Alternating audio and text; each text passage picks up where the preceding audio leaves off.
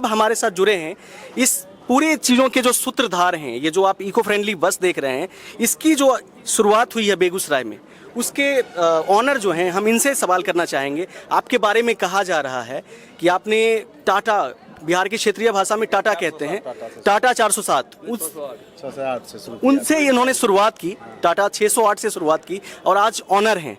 कैसा फील होता है? अच्छा फील होता है जी। ये एक सफर जो कि आपने बहुत नीचे से शुरू की और आज जो है विधायक, मंत्री और जितने गणमान्य लोग हैं इस मुहिम में पार्टिसिपेट करने आ रहे हैं, काफी गौरव फील होता होगा। अच्छा लगता है। जिले वासियों को क्या संदेश देना चाहेंगे? अब सब लोग अच्छा से काम करे, अच्छा से काम करेगा तो अच्छा ही परिणाम मिलेगा जी। और बस इसमें से क्या कहेंगे। कभी आपने सोचा था कि जीवन के उस स्तर से आज जिस स्तर तक पहुंचे हैं, ये सफलता आपको हासिल होगी? नहीं, हमारा काम है प्रयास करना और हम प्रयास करते रहेंगे और अभी भी प्रयास हम करते रहते हैं। जी। और प्रयास करना अपना काम है, काम करना अपना काम है, शेष ईश्वर की मर्जी है जी। इससे ज़्यादा इसमें कुछ हम नहीं कर सकते हैं। तो आगे का विजन क्या है और कुछ नया लाना चाह रहे हैं? अभी तक कुछ नहीं है नया आपके लिए। अभी तो हम लोग नया ऐसा लेबे किए हैं। अब फिर जैसे कोई मार्केट में कुछ चीज़ लॉन्च होगा जिसके बारे में हम लोग समझेंगे, समझने के बाद फिर उस पर हम लोग सोचेंगे। अभी वैसे कुछ नया जी नहीं है। CNG हम लोग लाइए दिए, डीजल हम लोग लाइए रहे हैं जी।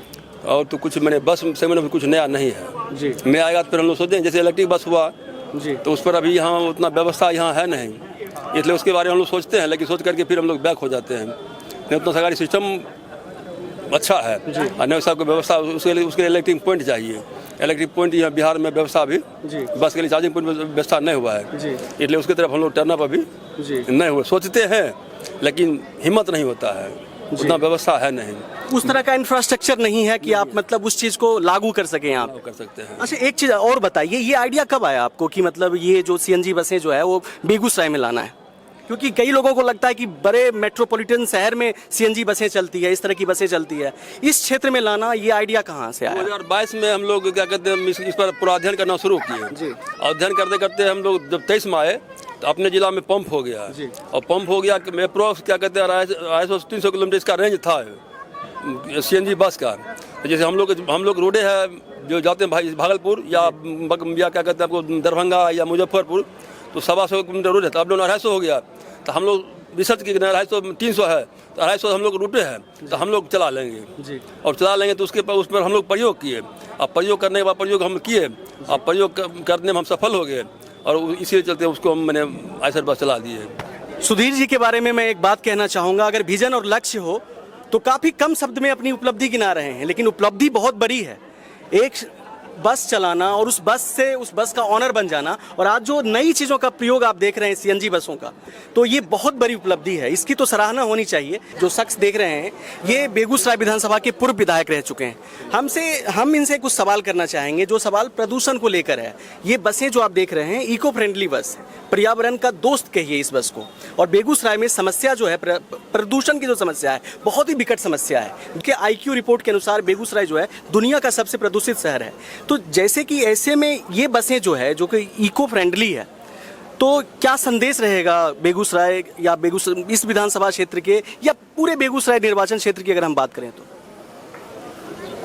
आपको धन्यवाद जी। क्या नाम हो आपका? मेरा नाम अमित सिंह है। अमित जी, बहुत अच्छी बात आप रखें। प्रदूषण के ख्याल से जो गाड़ी निकली है अभी ये प्रदूषण मुक्त है जी। और ख़ास करके मैं ये कहूँगा कि तत्काल में प्रधानमंत्री नरेंद्र मोदी जी के द्वारा जो इस GST पर छूट दी गई है 28% की जगह 18% है। प्रत्येक गाड़ी में लगभग 2 लाख से ज़्यादा बचत है 2 लाख से ज़्यादा बचत है और यह लाभ जनता के ऊपर जाएगी।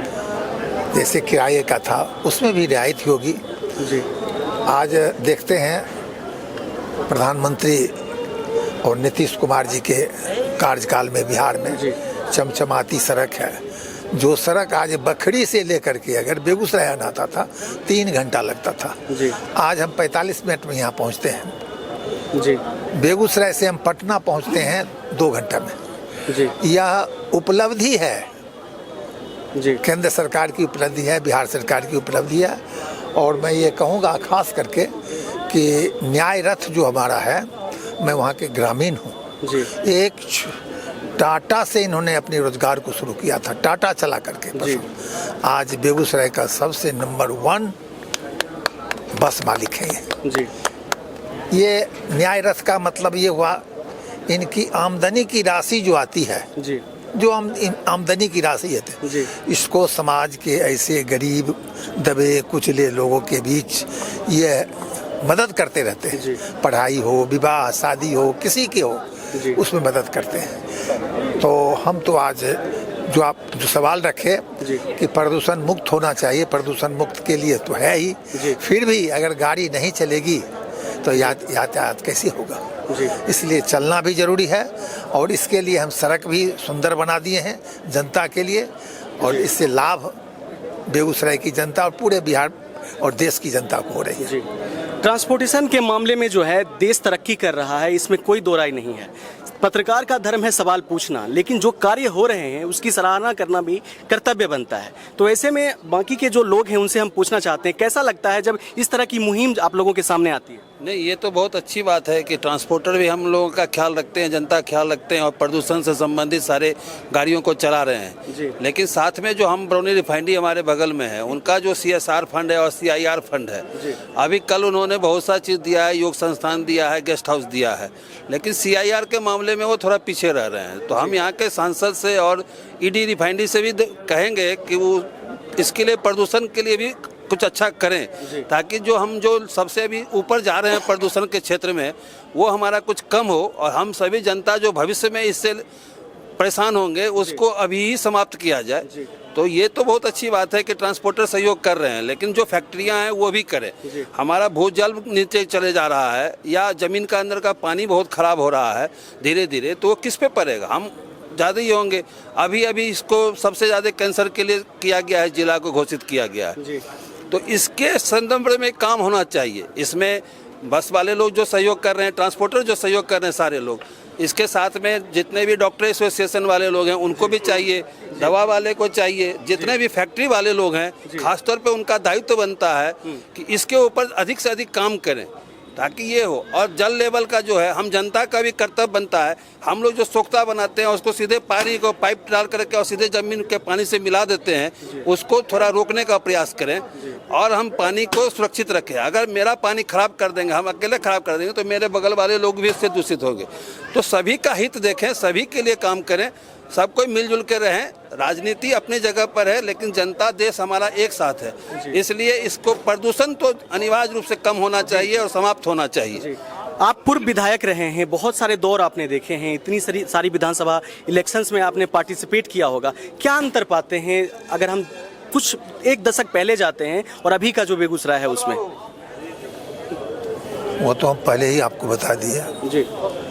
विकास की बात आप कर रहे हैं। एक दशक पहले जी। जब हमारी पार्टी थी, एक समय जनसंघ के नाम से जाना जाता था, शुरू कालखंड से। वामपंथियों का कहने में कोई शक नहीं, वामपंथियों का गढ़ था बेगूसराय। इन्हें गिने मुखिया ही हमारे कोई होते थे, नहीं तो MLA MP मुखिया सारे कम्युनिस्ट पार्टियों का था। इतनी हमारा रिफाइनरी है, थर्मल है, फर्टिलाइजर है। थर्मल का धुआं बंद हो गया था, एक समय की बात है। फर्टिलाइजर बंद हो गया, रिफाइनरी दम तोड़ रहा था। आज 2, 3 से 4, 4 से 5, 6, 9 अब 12 यूनिट लगभग रिफाइनरी उत्पादन देने जा रहा है। यह किसकी उपलब्धि है? प्रधानमंत्री की उपलब्धि है। प्रधानमंत्री ने बेगूसराय को देखा है। 6 लेन पुल देखिए, सिमरिया को जाकर देखिए, सिमरिया से बेगूसराय आइए और सिमरिया से पटना जाइए, कितना विकास लगता होगा। आप हमसे पूछ रहे हैं, मैं आपसे पूछ रहा हूं, कितना विकास हुआ है आप स्वयं बता सकते हैं। ट्रांसपोर्टेशन के मामले में विकास हुआ है, इसमें कोई दो राय नहीं है, खासतौर पे जो गडकरी जी हैं उनका भी मैं जब पॉडकास्ट देखता रहता हूं तो मतलब काफ़ी विजन है उनका, बढ़िया है, यूरोप के तर्ज पर बात को डेवलप करना चाहते हैं। और ऐसे में जब बेगूसराय जो कि बिहार का एक औद्योगिक क्षेत्र है, यहाँ अगर विकास हो रही है तो कहीं ना कहीं आप कह सकते हैं कि ये एक सुखद संदेश है। लेकिन ऐसे में कुछ सवाल भी बनते हैं, जैसे आप देखिए पेप्सी प्लांट जो है उसमें नए रिपोर्ट के अनुसार जो जल का स्तर है वो बहुत नीचे जा रहा है, तो एक साइड इफेक्ट भी तो है इस विकास का, उस पर क्या काम सरकार कर सकती है? इसमें हमारे सांसद जी भारत सरकार के केंद्रीय मंत्री, कपड़ा मंत्री ने इस सवाल को उठाया है कि पेप्सी के कारण पानी का जल स्तर नीचे जा रहा है। जी वैज्ञानिक दृष्टिकोण से उसे देखा जा रहा है, उस पर भी सुधार किया जाएगा। जी, तो हमारे साथ पूर्व विधायक थे